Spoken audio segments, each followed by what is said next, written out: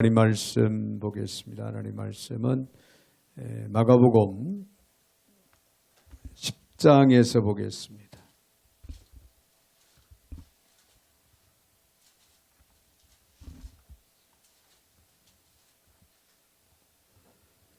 마가복음 10장 1절부터 12절까지 제가 받들어 봉독에 올립니다. 예수께서 거기서 떠나 유대 지경과 요단강 건너편으로 가시니 무리가 다시 모여들거늘 예수께서 다시 전례대로 가르치시더니 바리새인들이 예수께 나와 그를 시험하여 묻되 사람이 아내를 버리는 것이 옳으니까 대답하여 이르시되 모세가 어떻게 너희에게 명하였느냐 이르되 모세는 이혼 증서를 써서 버리기를 허락하였나이다. 예수께서 그들에게 이르시되 너희 마음이 완악함으로 말미암아 이 명령을 기록하였거니와 창조 때부터 사람을 남자와 여자로 지으셨으니 이러므로 사람이 그 부모를 떠나서 그 둘이 한 몸이 될지니라. 이러한즉 이제 둘이 아니요 한 몸이니 그러므로 하나님이 짝지어 주신 것을 사람이 나누지 못할지니라 하시더라. 집에서 제자들이 다시 이를 물으니 이르시되 누구든지 그 아내를 버리고 다른 데 장가드는 자는 본처에게 간음을 행하며 또 아내가 남편을 버리고 다른 데로 시집가면 간음을 행함이니라. 아멘. 12절까지 받들어 봉독에 올렸습니다. 사랑의 주님, 감사와 영광을 올려드립니다. 오늘 이 시간도 주님 저희들 사랑 가운데 불러주시고 또 한마음 되어 하나님께 예배하며 말씀 앞에 세워주시니 감사를 드립니다. 듣게 하시고 깨닫게 하시고 은혜되게 하시고 귀한 말씀을 쫓아 믿음으로 행할 수 있는 신실하고 거룩한 주의 백성들 모두가 다 되게 하여 주셔서 우리 하나님께 큰 영광 되게 하여 주옵소서. 오늘도 부족한 종의 입술을 주관하시고 사용하시되 우리 하나님 홀로 영광을 받아 주시옵소서. 예수님의 이름으로 기도하옵나이다. 아멘. 아멘. 할렐루야. 이 시간 우리 옆에 분들하고 서로 인사 한번 나눌 때 이렇게 한번 인사 나누시겠습니다. 우리의 가정은 소중합니다. 할렐루야. 여러분 가정이 얼마나 소중합니까? 사랑하는 자녀들을 선물로 주시고 또 기업으로 주셔서 믿음으로 잘 양육하고 또 하나님의 말씀 안에서 세워질 수 있도록 부모들은 끊임없이 마음에 또 두고 기도하고 걱정하고 또 이끌어 주고 있습니다. 가정은 하나님께서 맡겨진 아주 소중한 그런 공동체가 바로 가정인 만큼 저와 여러분의 가정이 주 안에서 또 복되고 아름답고 또 승리하는 역사가 있기를 바랍니다. 미국에는 보석상에서 흔히 볼 수 있는 그런 광고가 있는데요. 그 광고 중에 하나가 뭐냐면은 결혼 반지를 빌려드립니다. 여러분 이상하지 않아요? 드레스를 대여해주고 빌려주는 것은 우리나라에서도 볼 수 있는 풍경이고 또 당연한 것이죠. 거의 드레스를 맞춰서 사서 입는 신부들은 거의 없다시피 대여를 하는데 결혼 반지를 빌려드립니다. 있을 수도 없고 보기 드문 그런 이야기가 아닌가. 이 결혼이 오래 계속되지 않을 것이다라고 하는 그 사회의 비극을 풍자하는 그런 광고처럼 보이는 그런 글귀입니다.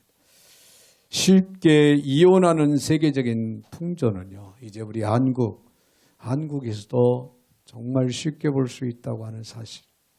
어떤 면에서는 참 비극적인 안타까운 그런 이야기가 아닌가. 여러분 이혼율이 위험할 만한 수준까지 급속도로 증가하고 있다고 하는 실정입니다. 신세대 부부들의 이혼율이 무려 30%가 넘는다. 통계적으로 그렇게 나오고 있는데 이거는 이 걱정을 넘어서 정말 우리가 염려하지 않으면 안 되는 안타까운 그런 상황의 실태라 그렇게 봅니다. 근래에는 이제 황혼 이혼까지 매년 증가세를 이루고 있다고 하는 사실. 제가 이제 어린 시절 자랄 때는 황혼 이혼이라는 그런 단어를 자체를 들어본 적이 없는 것 같은데, 근래 와서는 이제 황혼 이혼이 증가하고 있다는 그런 통계청 조사 결과 이혼 가정이 약 11만 건, 그리고 아시아 1위랍니다. 또 OECD 국가에서는 무려 11위 정도. 이 더 큰 문제는 어느 단체 조사 결과 기독교인들도 상황에 따라서 이혼할 수 있다라고 답한 교인들이 34.2%나 된다고. 이혼을 해도 무방하다 1.9%. 즉 교인들 중에는요 35.9%가 이혼에 대해서 개방적인 그런 견해를 갖고 있다. 그런 결론적인 이야기를 우리는 볼 수가 있습니다. 여러분, 충격적인 이야기가 아닐 수가 없습니다. 오늘 본문의 말씀을 통해서 이혼에 대해서 우리가 좀 더 심도 있게 깊이 생각을 해볼 필요가 있고요.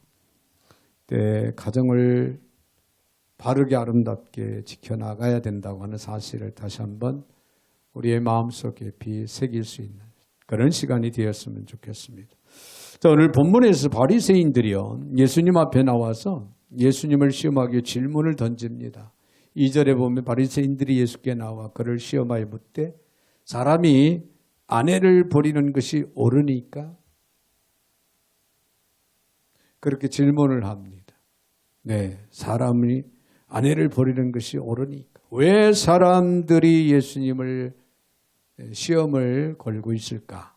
그 당시 이스라엘 땅 팔레스타인을 통치하고 있던 로마에 의해서 임명된 왕이 있었는데 헤롯 왕이라고 하는 그 헤롯 왕이 있었는데 이 헤롯 왕은요 본인 자신이 이혼을 한 상태였어요. 네, 그런데 세례 요한이 이를 지적을 합니다. 지적을 해요. 비판을 합니다. 결국에는 지적을 하고 비판하다가 세례 요한이 목숨을 잃게 되는 그런 상황이 벌어졌던 그런 상황이에요. 그러니까 예수님이 잘못 대답을 하면은 그걸 구실로 삼아서 헤롯에게 죽게 할 수도 있는 그런 함정이 있는 질문, 그런 질문이었다. 네, 우리는 그렇게 볼 수가 있죠. 네, 이 질문을 받으며 예수님은 성경적인 이혼관을 이제 밝히고 계시는 말씀이 오늘 본문에 기록이 됩니다. 그러니 예수님의 대답은 이혼 문제를 넘어서서 결혼의 신성함을 다시 한번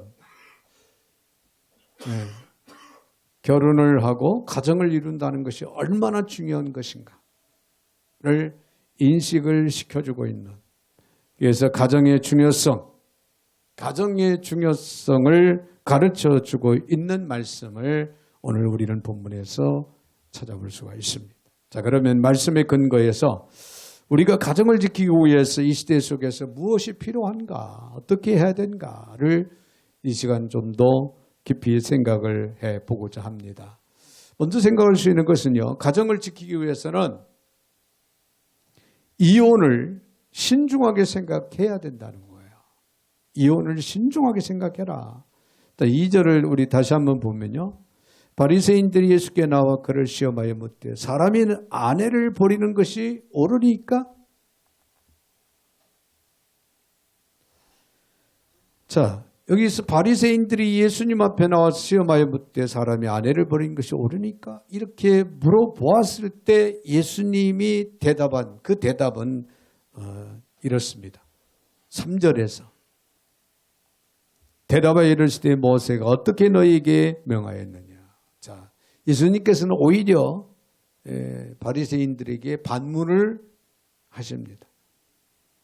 즉 예수님은 모든 문제에 대한 해답을 성경에서 구하고 있다. 우리가 예수님의 제자라면은 우리도 인생의 어떤 문제에 대한 해답을 구할 때 반드시 우리는 성경으로 돌아가야 됩니다. 성경에서 뭐라고 해답을 주고 있는가? 깊이 여러분은 생각할 수 있는 지혜가 있어지기를 바랍니다.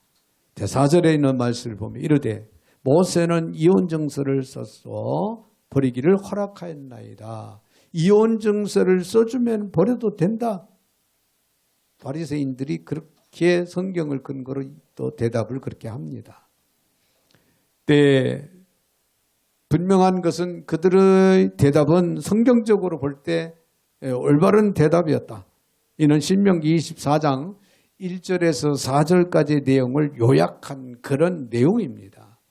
그들은 정확하게 신명기에 있는 말씀을 근거로 대답을 했습니다. 자, 그러면은 예수님이 이 질문을 하신 이유가 뭘까? 성경적으로 그들이 대답을 할 것이라는 걸 다 알고 계셨던 예수님.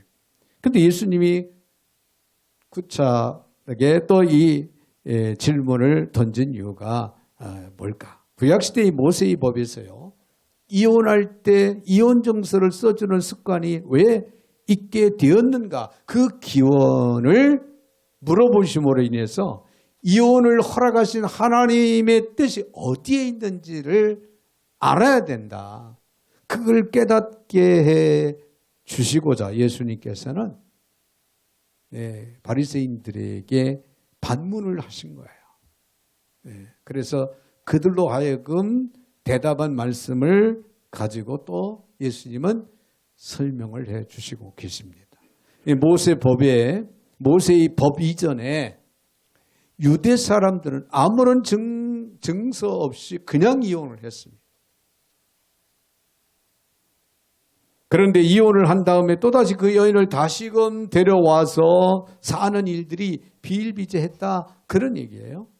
자, 그러니 모세의 법이 반포되고 발효된 그 후에는 그런 관습들이 이제 바뀌어지게 됐다. 왜냐하면 이혼 증서를 일단 주면은 다시는 이혼했던 그 여인을 데리고 와서 다시금 살 수가 없는 그 이혼 증서가 그걸 이제 말하고 있기 때문에 모세법이 생기고 나서는 이혼 증서를 주게 되는, 이어서 사람들은 이혼을 심각하게 이제 생각을 할 수밖에 없었다. 그런 얘기예요. 마음대로 버리고 마음대로 데려다가 다시금 데려다가 또 생활하고 하는 이럴 수가 없는 그런 상황이 이 모세법 증서 때문에 딱 정리가 된 거예요. 자, 그래서 이혼 증서를 주는 습관을 제도화하여서 이혼을 심각하게 고려하도록 만든 것이다. 그런 얘기예요. 이혼하고자 할 때 심각하게 생각하고 결정하라. 한 번 헤어지면 다시는 이제 이 사람을 못 본다. 이것이 얼마나 중요한 사건인 줄 아느냐. 그런 의미입니다. 자, 이런 제도가 설정된 이유가 무엇이 있는지를 오늘 본문에서 예수님께서 이제 밝혀주시는 겁니다. 자, 오늘 본문의 5절에 있는 말씀을 봅니다. 5절. 예수께서 그들에게 이르시되 너희 마음이 완악함으로 말미암아 이 명령을 기록했다. 다시 말하면 이혼은 본래적으로 하나님의 뜻이 아니라는 거예요. 하나님께서 가정이라고 하는 기관을 만드시고 또 남자의 몸에서 여자를 또 만드시고 그래서 가정이라고 하는 울타리 기관을 만들어서 공동체를 이루어갈 수 있도록 복을 주셨는데 이 남자와 여자가 나뉜다, 이혼을 한다, 이건 하나님의 뜻이 아니라는 거예요. 하나님의 뜻이 아니다. 그러나 이것이 모세의 법의 하나의 제도로 나타나는 이유가 있다는 거죠. 그 이유를 무엇이라고 되어 있는가 하면은 사람들의 마음이 완악함 때문이었다. 그런 얘기예요. 사람들의 마음이 완악함 때문에.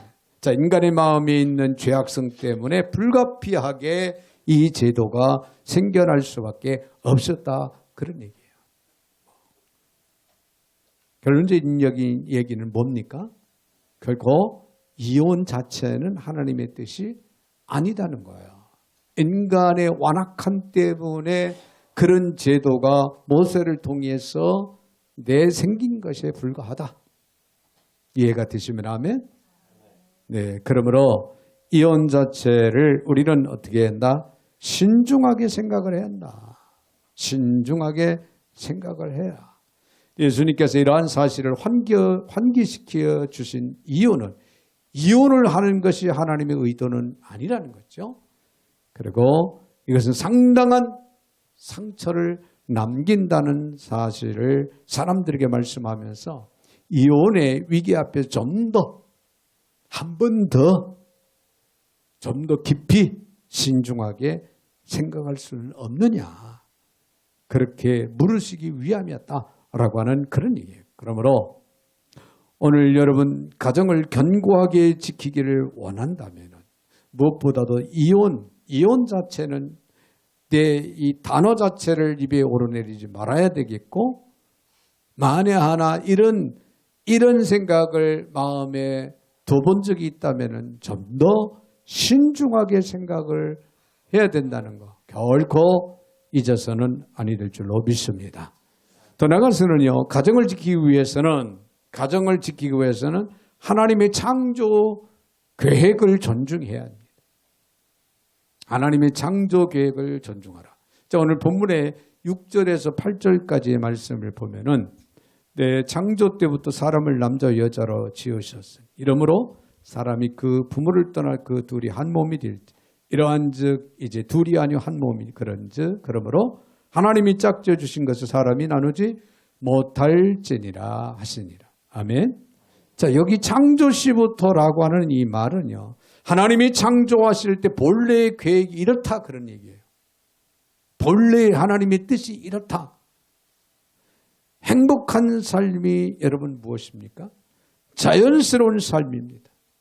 무엇이 자연스러운 것일까 우리가 생각해 볼 때 하나님의 창조 그 계획과 리듬을 따라가는 것이 가장 자연스러운 것. 할렐루야. 하나님의 창조 질서에 우리가 순종하고 살아가는 것 자체가 가장 자연스럽고 아름다운 것이다. 그런 얘기예요. 여러분, 하나님의 창조의 법칙을 깨트리면 어떻게 되는지 아십니까? 사고가 생깁니다. 하나님의 창조 질서를 깨트리는 순간부터 사고는 이어진다는 거예요. 그렇습니다. 우리가 흔히 자연스럽게 현실 속에서 여러분 보고 느끼는 것 중에 하나가 여러분 뭡니까? 자연의 아름다움이. 그 자연의 아름다움은 그냥 생긴 대로 하나님이 창조하신 대로 그냥 두고 볼 때가 가장 소중하고 아름답고 그리고 결과가 좋습니다. 그러나 그 자연 상태를 무너뜨리기 시작하면 그것은 곧 인재로 이어지게 됩니다. 그래서 산을 깎아내리고 나무를 또 훼손하고 결국에는 그 영향 나쁜 결과를 우리 인간이 되돌려 받는 그런 사례, 그런 예들을 우리는 잘 보고 있습니다.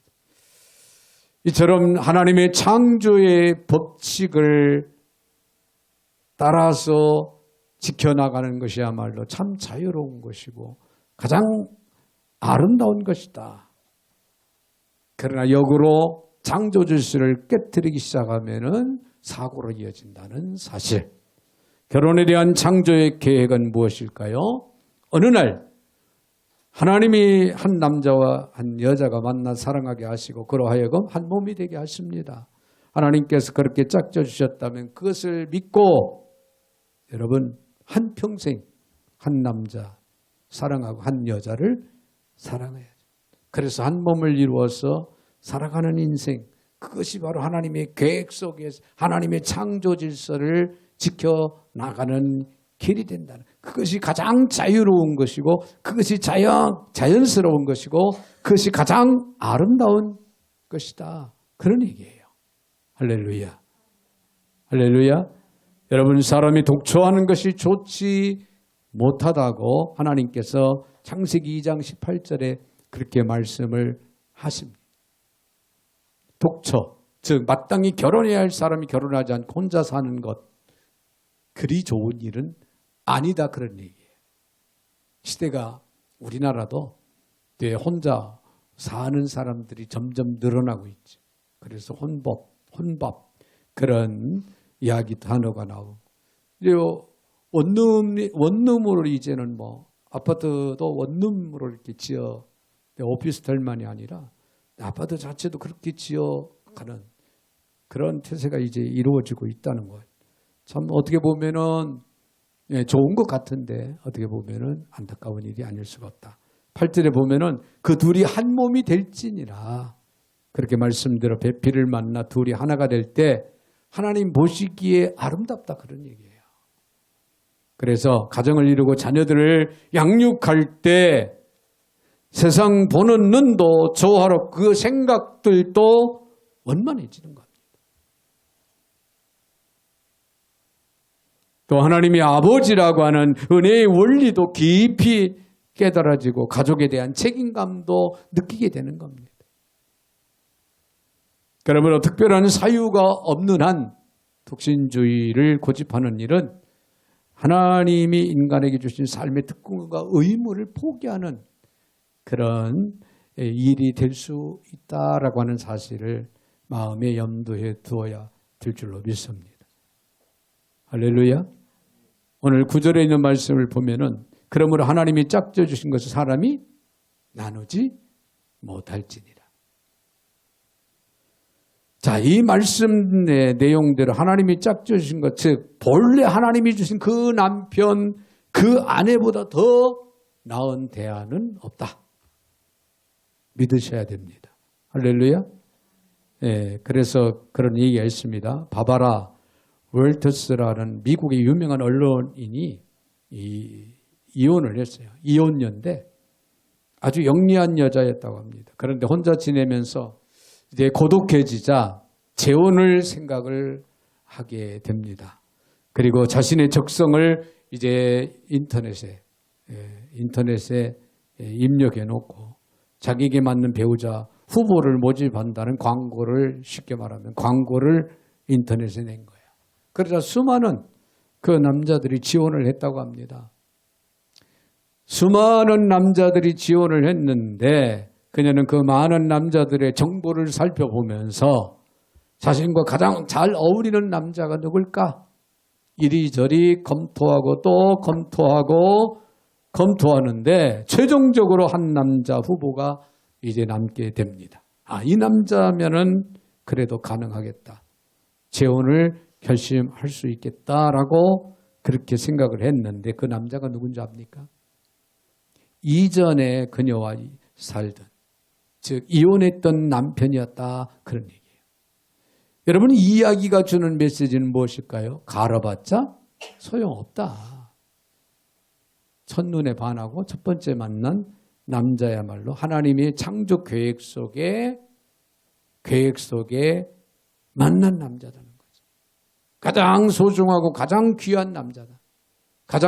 가정을 원만하게 아름답게 지켜나갈 수 있는 그런 남자다. 그런 메시지를 주고 있다. 우리는 그렇게 봅니다. 여러분, 하나님의 창조 계획을 우리는 존중해야 됩니다. 할렐루야. 내 자녀들이 누구는 어떤 자녀는 마음에 들고 어떤 자녀는 마음에 들지 않을 수도 있습니다. 그렇지만 하나님의 창조 계획 속에 나에게, 우리에게 주신 하나님의 기업이고 하나님의 선물입니다. 할렐루야. 그렇기 때문에 우리가 소중하고 끝까지 우리는 책임을 다해야 되고 우리는 그 안에서 아름다운 가정이라고 하는 공동체를 이루며 행복감을 누리고 살아가는 겁니다. 자, 더 나아가서 우리가 생각할 수 있는 것은 가정을 지키기 위해서는 이혼을 예방하는 것이 무엇보다 중요하다는 거예요. 할렐루야. 여러분, 오늘 본문의 10절에 있는 말씀을 봅니다. 집에서 제자들이 다시 이 일을 묻더라. 다시 물었어요. 이것은 매우 심각한 주제이기 때문에 제자들이요, 자기들끼리 있는 그런 가운데서 예수님께 다시 한번 묻습니다. 그때 예수님은 어떻게 대답하십니까? 11절 12절에서 이렇게 이르시되 누구든지 그 아내를 버리고 다른 데에 장가드는 자는 본처에 간음을 행하며 또 아내가 남편을 버리고 다른 데로 시집가면 간음을 행합니다. 그렇게 답변을 주십니다. 여기에서 간음이라고 하는 것은 구약 성경에 보면은 참 엄청난 죄입니다. 그래서 돌로 쳐서 어떻게 해요? 죽이라. 그런 형벌이었어요.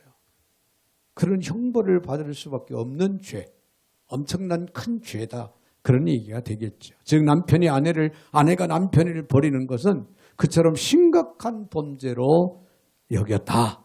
그렇게 보았다. 성경 그렇게 말씀하고 있다고 하는 얘기예요.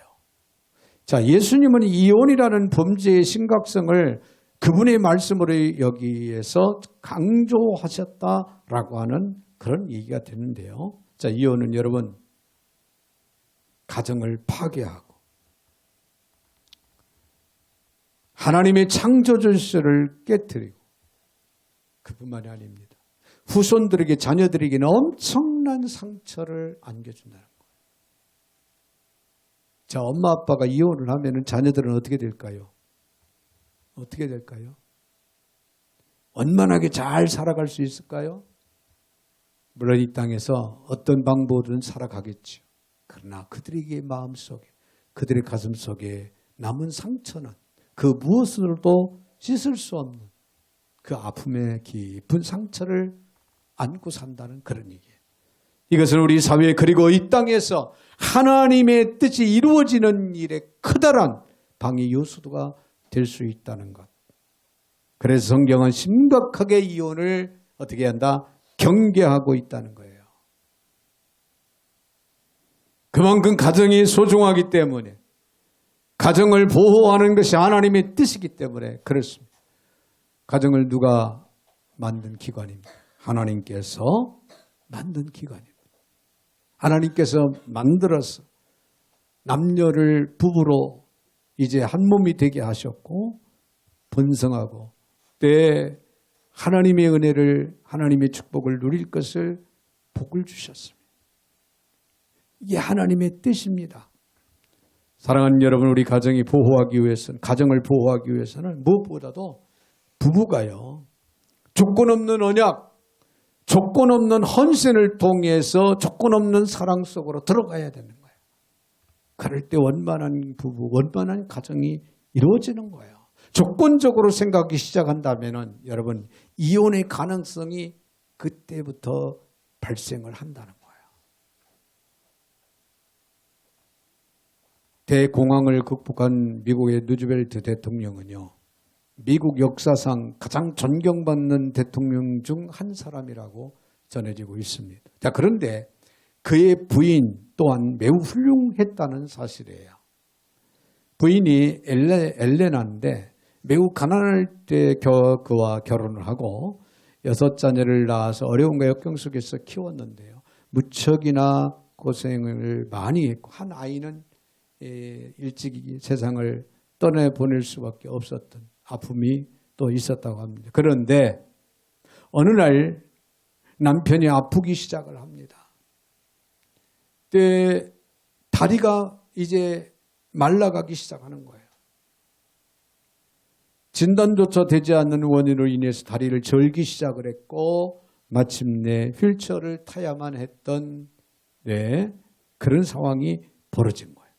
이 광경을 본 한 친척이 엘레나에게 이혼을 권유했다고 합니다.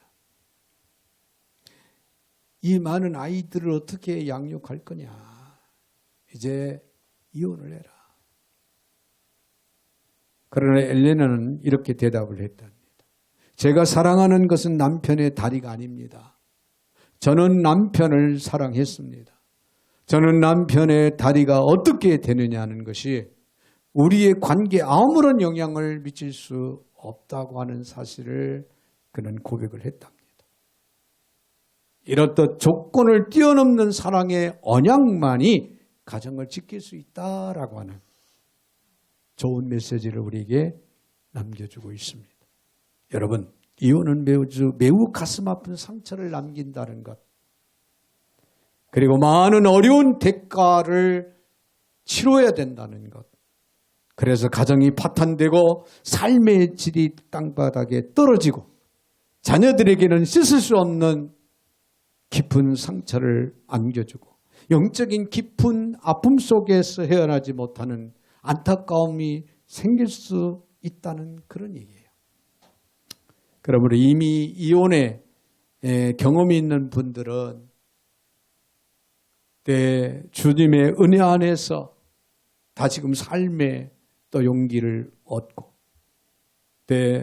새로운 희망을 가지고 살아가기 위해서 노력을 해야 되겠고, 우리는 그런 이혼하신 분들을 대할 때 따뜻한 마음으로 대해서 그들로 하여금 다시금 건강한 가정을 이룰 수 있도록 도와줄 수 있는 마음 자세가 우리에게는 또 필요하다는 것을 잊지 마시기를 바랍니다. 그러나 최선의 방법은 이혼을 예방하는 것입니다. 사전에 이혼을 예방하는 것. 이미 말씀을 드렸지만은 조건적인 생각을 하기 시작한다면 이혼이라는 단어가 떠올리게 된다는 거예요. 우리는 그 이전의 조건적인 그런 부부, 그런 가정, 그런 관계가 아니라 사랑에 의해서는 조건이 빠지게 되는 겁니다. 이해하고 용서하고 오래 참고 희생하고 조건 없는 사랑으로 부부가 하나가 될 때 그 가정이 아름다운 가정이 될 것이고, 이혼이라고 하는 단어가 오르내리지 않는 그런 귀한 가정이 되리라고 생각을 합니다. 그러기 위해서 성경은 사람들이 이혼하는 이유가 뭐라고 밝히는가를 알아야 됩니다. 오늘 본문에서 뭐라고 그랬습니까? 그들의 마음이 완악함 때문이었다. 그 완악함 때문에 하나님은 어쩔 수 없이 모세법이라고 하는, 그래서 이혼하려면은 신중하게 생각을 하고 이혼 정서를 써줘라. 그들의 마음의 완악함 때문에 하나님의 근본적인 뜻은 아닌데 어쩔 수 없이 그렇게 그런 정서를 써주는 그런 법이 세워졌다, 그런 얘기예요. 자, 그렇다면은 이혼을 예방할 수 있는 마음은 뭘까요? 완악한 마음의 반대인 부드러운 마음이라고 우리는 그렇게 이해를 할 수가 있습니다. 다른 말로 표현한다면은 부드러운 마음, 여러분 넓은 마음, 이해할 수 있는 마음, 포용할 수 있는 마음, 품을 수 있는 마음, 거기다가 우리가 더 깊이 생각한다면 예수님의 마음입니다. 할렐루야. 자, 이런 하나님의 뜻을 받들어 바르게 아름다운 가정을 이루어감에 있어서 필요한 부분이 이런 부드러운 마음이라는 거예요. 하나님의 마음, 주님의 마음이에요. 하나님 우리 가정의 위기를 극복하고 든든히 세워지기 원하신다는 것을 알고 어려움 속에서도 이런 하나님의 뜻을 받들어서 부부의 마음이 부드러운 마음, 주님의 마음을 가지고 살아가는 그런 아름다운 부부, 그런 가정이 되어야 될 줄로 믿습니다. 사랑하는 성도 여러분, 하나님은 저와 여러분의 가정을 아끼고 사랑합니다. 이 사실을 하루 한시도 잊지 마시길 바랍니다. 가장 소중한 가정, 오늘 저와 여러분의 가정, 하나님 보시기에 가장 소중하고 가장 아름다운 가정이라고 하는 사실, 우리가 생각할 때 이건 아니다 라고 생각이 될지언정 하나님께서는 분명히 오늘도 우리의 가정들을 아끼고 사랑한다는 사실, 그러므로 하나님 안에서 우리들의 가정을 잘 지켜나가는 저와 여러분들이 되시기를 주님의 이름으로 축원을 드립니다.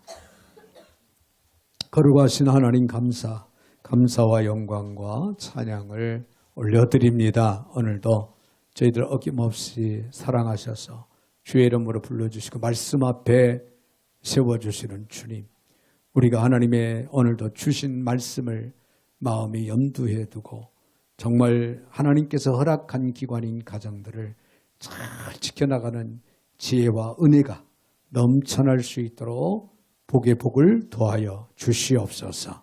예수님의 이름으로 축복하며 기도하옵나이다.